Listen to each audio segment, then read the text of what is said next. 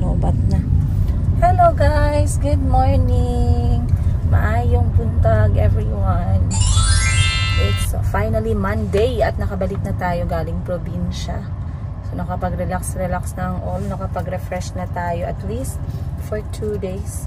Medyo mabilis lang yung araw pero we don't have a choice. Kailangan natin bumalik sa ating mga obligasyon. So, kung nasaan man kayo ngayon, good morning. Sa lahat ng mga OFWs dyan, magandang umaga. Sana ay okay kayong lahat. At nandito tayo once again sa syudad ng General Santos City for our Baka Baka episode. And I left the house earlier guys kasi today is examination day para kay Chico at kay Calby. And Chico is right there.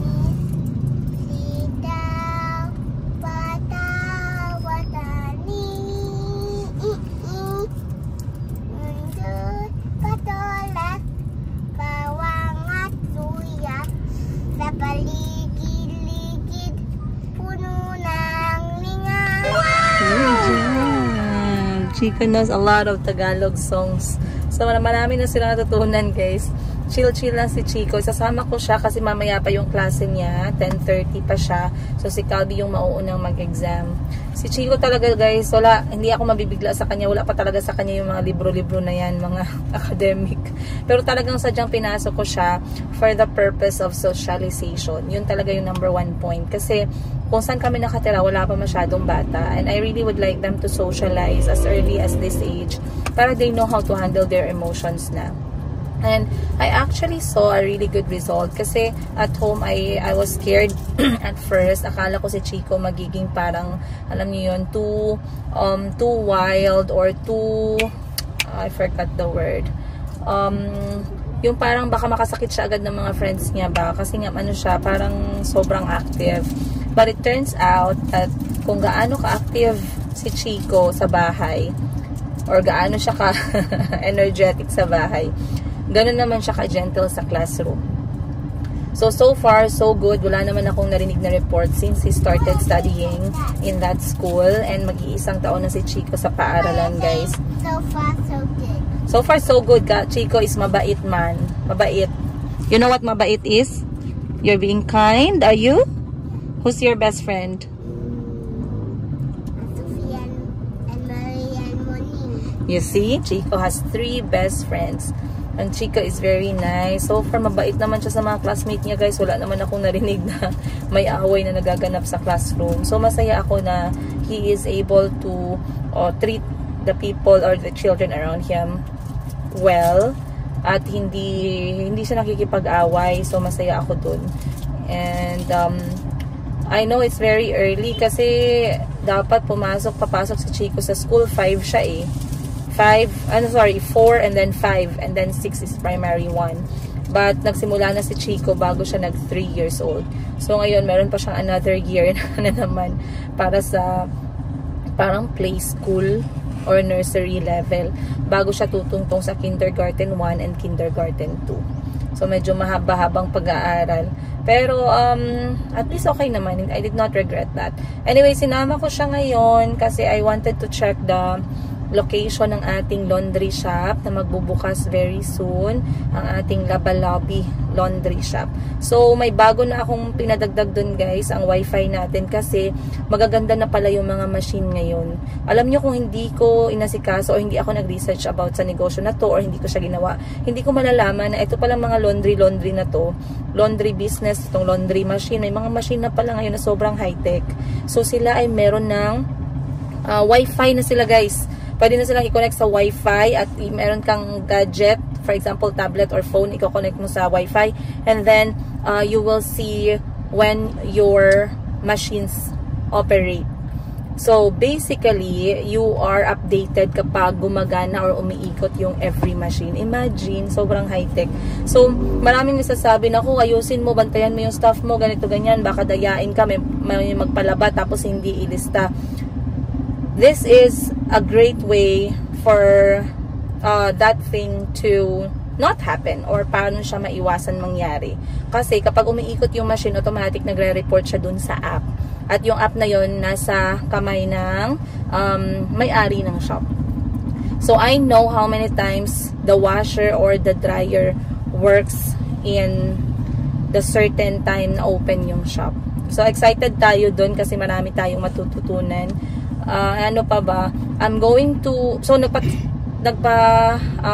connect kami ng wifi and that was already done.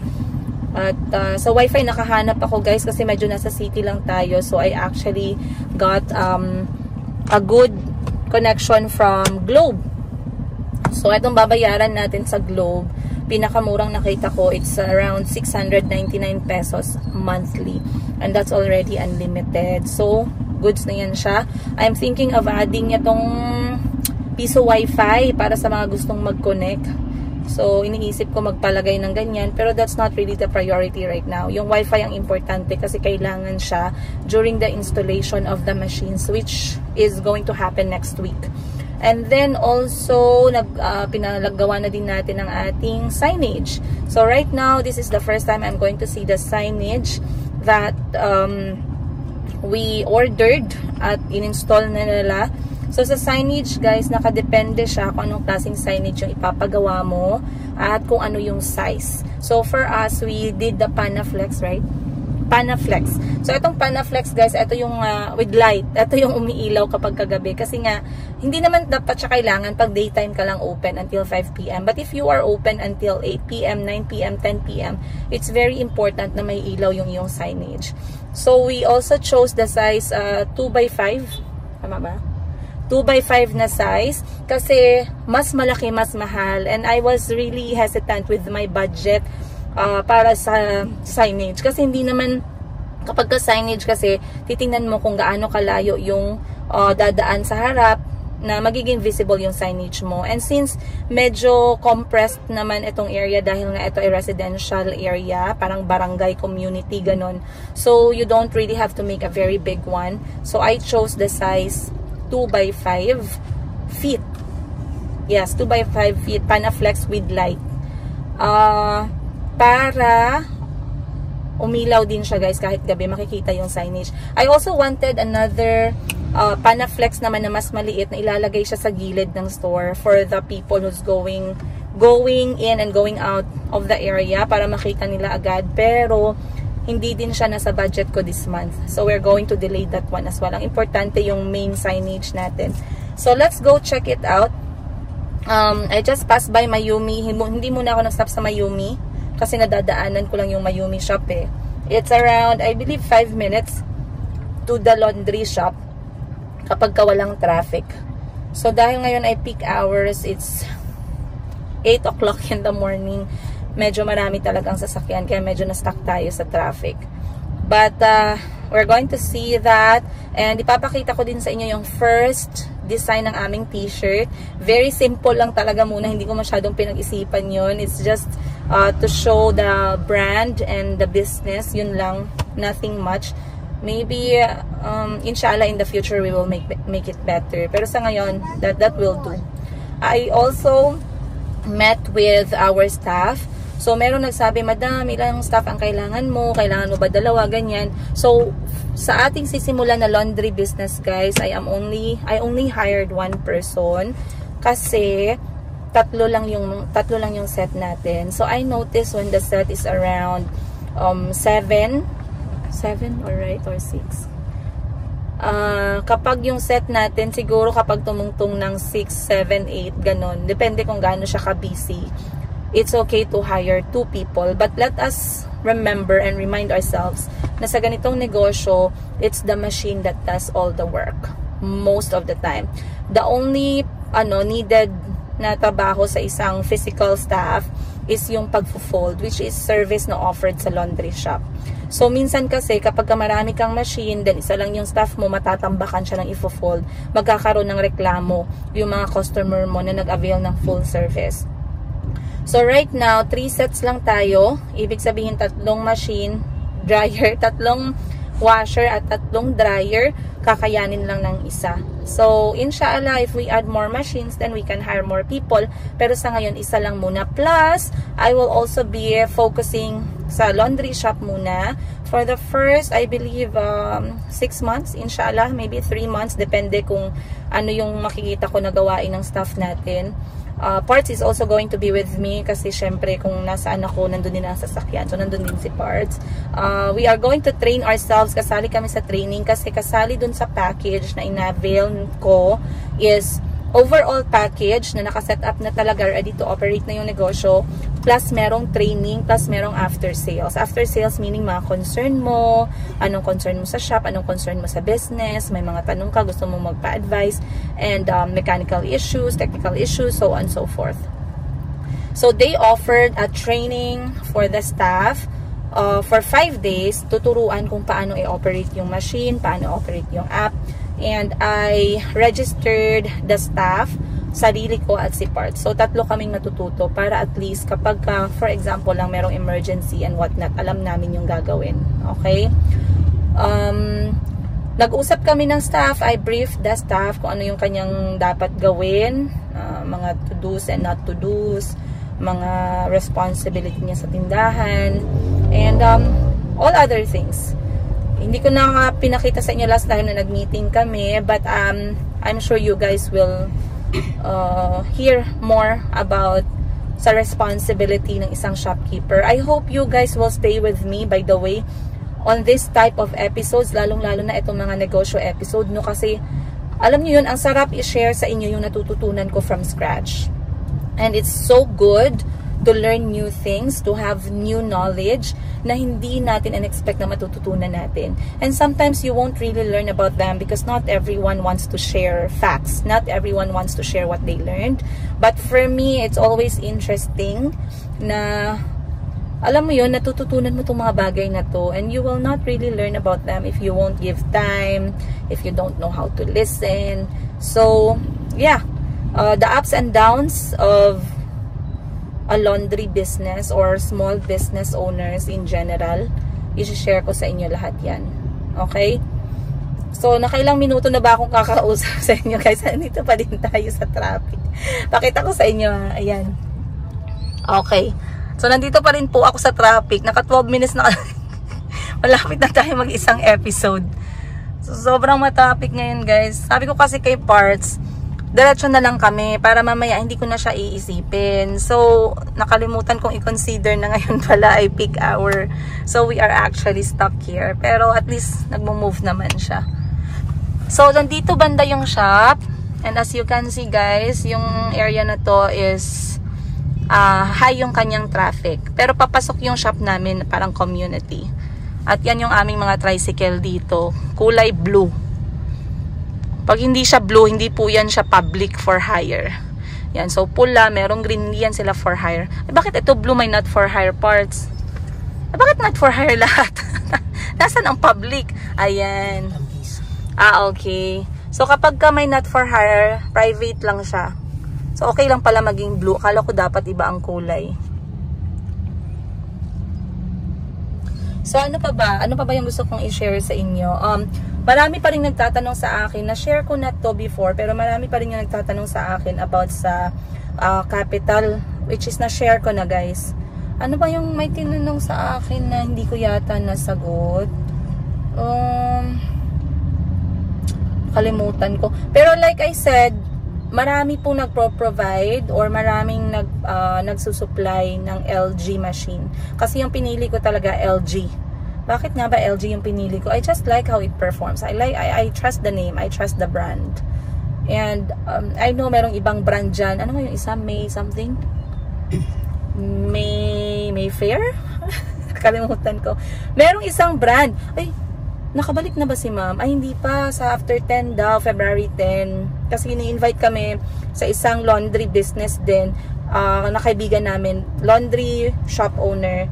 She wanted to show me how she started hers. Kasi nauna siya sa akin, guys. Pagkadating ko ng Pilipinas from Africa, nakita ko na merong need ng laundry shop talaga. Pero, merong mga location na ang dami ng laundry shop. at merong mga location na wala pa talaga. So, you have to be very careful sa location. Ngayon, kung saan ako nanganak kay Mayumi, yung kumadrona or yung midwife, wait lang, masyadong malakas yung hangin. Yung midwife na nagpaanak sa akin, guys, meron na siyang sariling mga lote niya sa magandang location. So, hindi niya na kailangang magrenta pa. And I heard, before I started the laundry shop, narinig ko na siya ay nag-start din ng laundry shop. So, I was really excited to hear about that. And nagkita kami sa seminar when I went to Davao para dun sa seminar ng laundry business. Nagkita kami dun, so nag-usap kami. And kwento niya sa akin kung anong ginawa niya sa shop niya, and she's inviting me over to see how it looks like now. So sa kanya, yung tindahan niya, yung laundry shop niya, guys, ay tawag nito, naka-aircon. Naka-aircon, merong massage chair, madaming extra sa loob. So, depende yan sa inyo, no? Kasi ako, yung laundry shop ko, wala siyang mga ganun. Ano lang talaga siya, guys, laundry, simple lang, walang aircon, walk-in, ano lang siya, roll up and roll down. And, nag-usap kasi kami about din sa yung pag-credit or idadaan mo yung negosyo na to sa utang. Katulad ng sinabi ko, meron namang mga nag-o-offer na pwede yung nag-partner sila sa mga supplier and you can take the business or the machines on credit. Pwede yun. Pero talagang talagang tanggapin mo na meron talagang tinatawag na interest, and the interest is not our control. Sila po talaga yung magdi-decide niyan. So, kapag nag-loan ka, merong tinatawag na cash out or processing fee. Other than the processing fee you have to pay, you also have to pay down payment for the machine kapag laundry business yung ilo-loan mo. And down payment is money you have to pay. Back on the chair. At yeah, overall kapag tinotal mo siya, guys, 50% of the total amount will be added to the original amount. So, for example, 200,000 pesos yung isang machine. Kalahati nun ay 100,000 pesos. Yun yung nagiging interest. At least dito sa pinagtanungan ko, ha. So, instead of paying 200,000 pesos, if kinash mo siya, if you take it by credit and pay it in 12 months time, you will pay a total of 300,000 pesos. So, French fries? I left it at home. Mamaya na lang for swimming. So, if you are willing to pay that in a period of 12 months, that's okay. It depends, guys, sa inyo. Pero, kapag feeling mo mas may kaya ka naman or kaya mo naman siyang i-cash, mas masarap pa rin talagang i-cash, no? Kasi masakit talaga sa ulo yung utang, guys. The pressure is too much when it comes to credit. And, hindi ko alam kung sino sa inyo na mga viewers ko dyan ang walang utang. Pakikwentuhan nyo naman ako ng klase ng buhay na meron kayo. Kasi yan din yung gusto ko. Pero I wish everyone well when it comes to business. Marami pa rin mga comments na nagsasabi, Ma'am, ang dami ko talagang natututunan. And that's the purpose why I'm still vlogging. At I wanted to share with you guys because I got an invitation last week. Gusto kong i-share sa inyo. Ari mo, puro katima po di ay. Dako po ni. I wanted to share with you guys what happened last week. Mamaya, tatapusin natin. Isang kwento na lang. Tagal naman ang traffic. Parang nagsisi ako at dumiretso ako dito sa laundry shop. Ang traffic ngayong oras. Malapit na ba, parts? Okay, malapit na pala. Okay, guys. Punta. Guys, andito na tayo. And, ayan, sinilip ko na. So, yan yung 2x5 feet na Panaflex. Pag dito sa harap, okay naman siya. Pero, ay, parang mas gusto ko siya mas malaki. Pero, okay lang kasi dito lang naman yung dito lang tatayo. So, visible pa din siya. Tingnan natin. Ayan, ganyan siya. Tapos, lalagyan na lang natin ng tarpaulin. Lalagyan natin ng tarpaulin sa baba.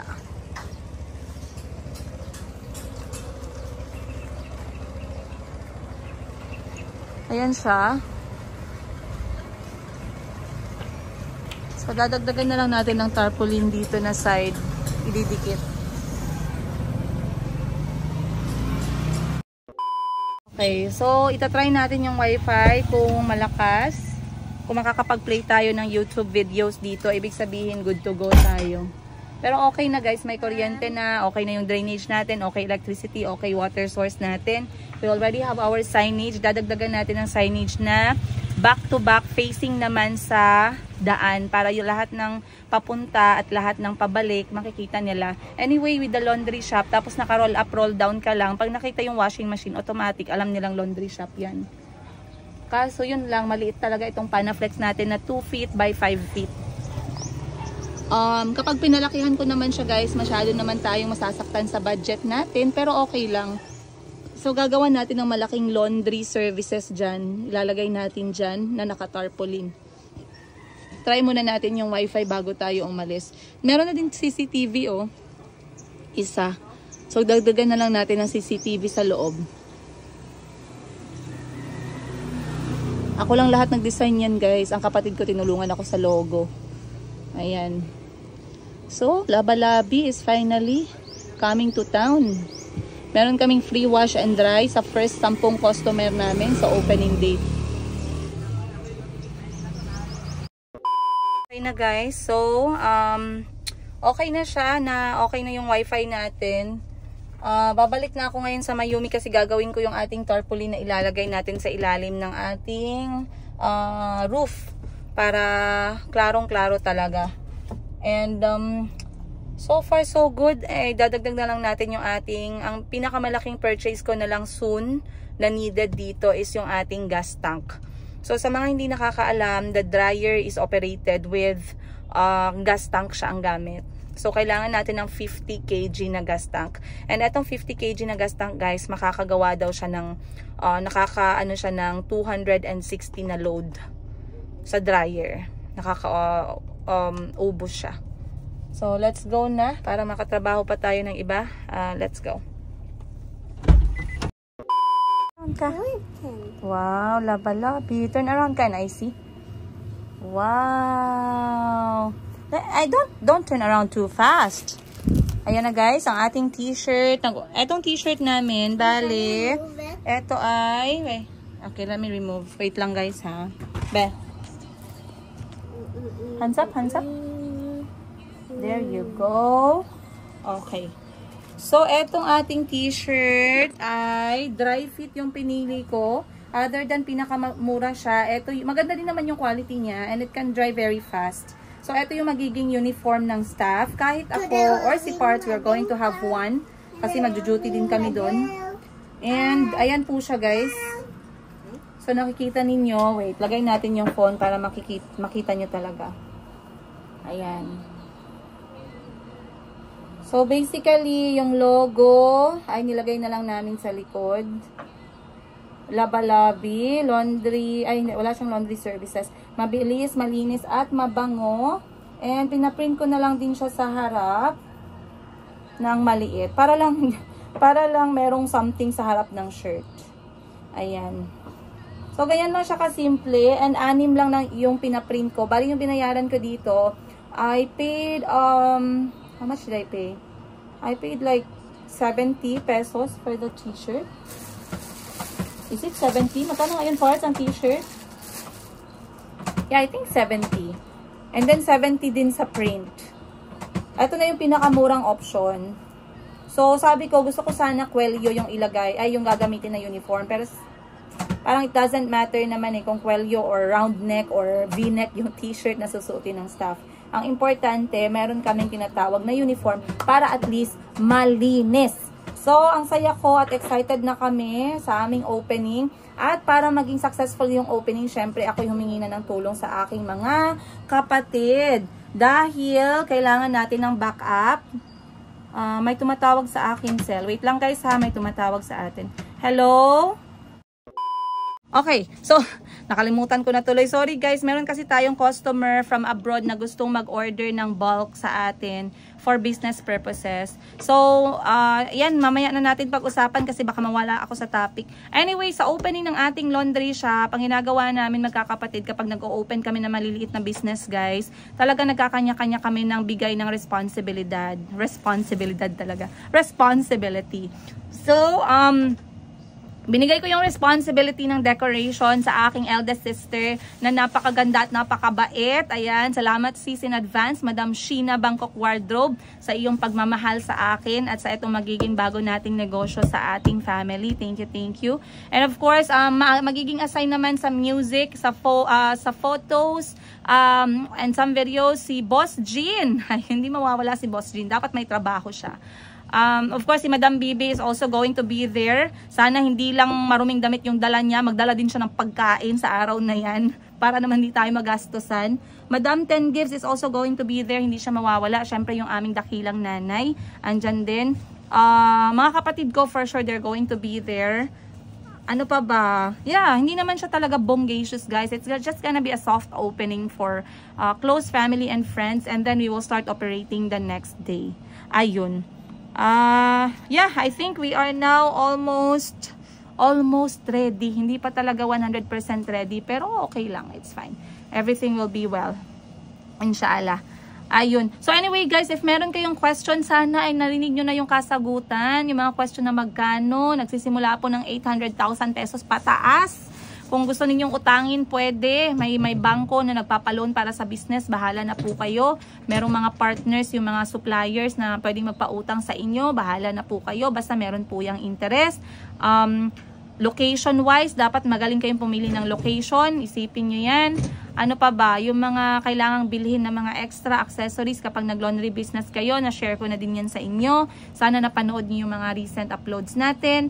If meron ako mga questions ninyo na hindi ko nasagot, please let me know down below and I will really try to answer them, you guys. Ang gagawin natin para hindi ko makaligtaan, itong episode na to, babasahin ko yung mga questions ninyo at tatanungin ko sa next natin na episode. Okay? Para hindi tayo magkaligtaan. So, itanong nyo na lahat dito sa episode na to, under, down there. Ano daw? Ayun lang guys, maraming salamat. Ako po na yung magkiklaim ng pera dahil mukha tayong pera ngayong araw. Magkiklaim ako ng bayad ng customer natin. Ayan. At huwag nyo kalimutan i-marites po yung mga videos natin sa mga kakilala ninyo, kaibigan ninyo, mga ka-ex ninyo, mga kabit ng ex ninyo, whatever. I-share nyo na guys. At I'll see you on the next episode. Much love, Princess Giga.